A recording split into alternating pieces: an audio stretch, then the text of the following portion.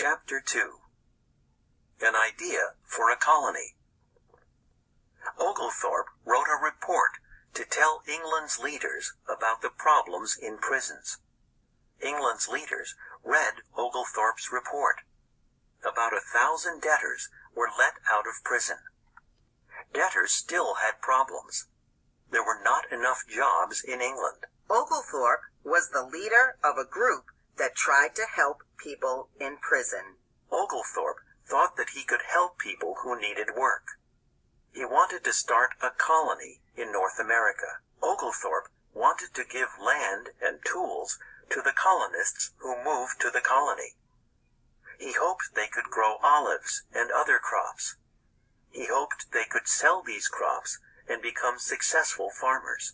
This picture shows what Oglethorpe hoped his colony would look like.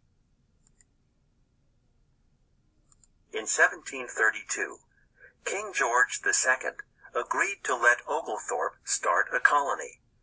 Oglethorpe named it Georgia, after the king. Georgia was between England's Carolina colonies and Spain's Florida colony. Oglethorpe wanted to start a colony next to other English colonies. English and Spanish colonies. Map key. English colonies. Spanish colony. Present-day border. Oglethorpe made rules for the colony. One rule was that no one could be forced to work without pay.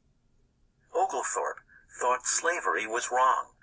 He believed in liberty for all. King George II signed this royal agreement to start the Georgia colony.